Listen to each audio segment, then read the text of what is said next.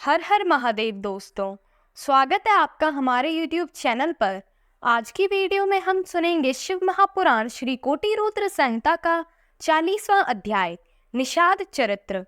सूत जी बोले, हे ऋषियों, प्राचीन काल में गुरु दुर्लभ नामक भील अपने परिवार के साथ जंगल में रहता था। उसका कार्य पशुओं का वध करना था। इसी तरह से वह अपने परिवार का लालन पालन करता था। एक दिन की बात है, उसके घर में खाने पीने के लिए कुछ भी नहीं था। तब उसके माता पिता एवं अन्य सदस्य भूख से व्याकुल होकर भील से बोले कि हम भूख से मर रहे हैं, कुछ खाने का प्रबंध करो। यह सुनकर उस भील ने अपना धनुष बाण लिया और शिकार की तलाश में चल दिया। संयोगवश वह शिवरात्रि का ही पावन दिन था। शिकारी दर दर भटकता रहा परंतु उसे कुछ न मिला। धीरे धीरे रात गिर आई परंतु उसने खाली हाथ घर न लौटने का निश्चय कर लिया था। इसीलिए वह तालाब के किनारे बैठ गया और जो भी पशु जल पीने यहाँ आएगा उसी का शिकार कर लूंगा। ऐसा विचार करके वह बेल के पेड़ पर बैठ गया। रात घिर आई थी, तभी वहां एक हिरनी जल पीने के लिए आई। उसे देखकर भील ने अपने धनुष पर बाण चढ़ाया। उसी समय ओस में भीगे कुछ बेल के पत्ते वहां स्थित शिवजी के ज्योतिर्लिंग पर गिरे, जिससे भील द्वारा प्रथम प्रहार की पूजा पूरी हो गई और भील के पापों का नाश हो गया। उधर भील के धनुष की टंकार से हिरनी सब कुछ जान गई। वह उस भील से प्रार्थना करने लगी, हे भील, आप मेरा वध करना चाहते हैं, मुझे मारकर अपनी भूख मिटाना चाहते हैं। यदि ऐसा करने से आपका दुख दूर होता है तो मैं मरने के लिए तैयार हूँ, परंतु आप थोड़ी देर रुक जाएं। मेरे बच्चे अकेले हैं, मैं उन्हें अपनी बहन के पास छोड़ आती हूँ। तब भील को विश्वास दिलाकर वह हिरनी वहां से चली गई और भील उसके इंतजार में जागता रहा। इसीलिए उसे जागरण का फल भी मिल गया।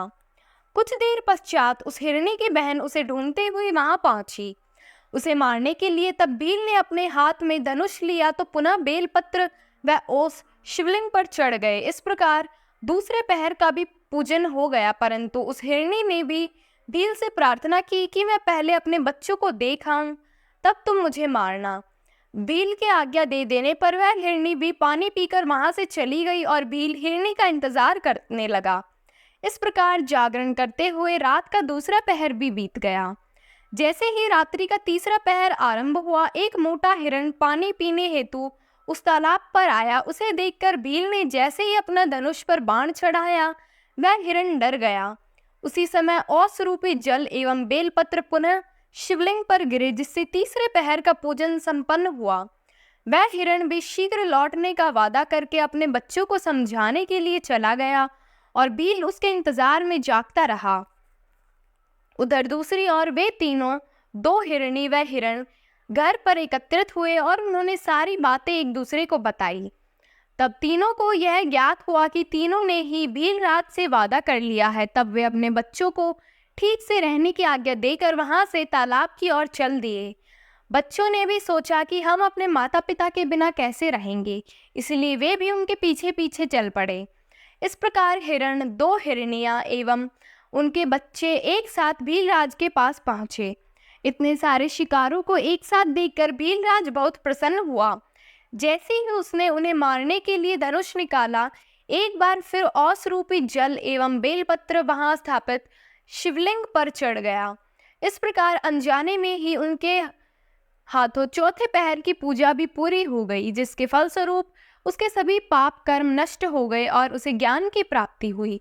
उसने अपने मन में विचार किया कि मुझसे श्रेष्ठ तो ये पशु हैं जो परोपकार के लिए अपने प्राण न्यौछावर करने चाहते हैं, और मैं मनुष्य होकर भी हत्या आदि बुरे कर्मों में संलग्न हूँ।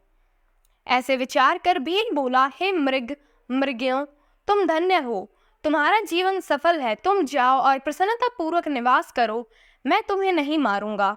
भील के इतने कहते ही भगवान शिव ज्योतिर्लिंग से प्रकट हो गए। एकाएक इस प्रकार अपने सामने साक्षात देवाधिदेव महादेव को पाकर उस भील की आंखों के अश्रुधारा बहने लगी और उसने प्रभु के चरण पकड़ लिए। तब शिवजी ने प्रसन्न होकर कहा, हे व्यर्थविदे, तुम्हारे पूजन से मैं प्रसन्न हूँ।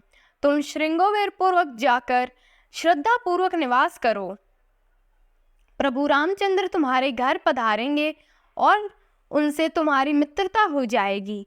अंत में सुखों को भोग कर तुम मोक्ष की प्राप्ति करोगे।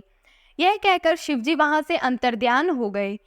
हे ऋषियों, इस प्रकार एक पापी व्याध के अनजाने में हुए शिव चतुर्दशी व्रत से उसे भोग और मोक्ष की प्राप्ति हुई।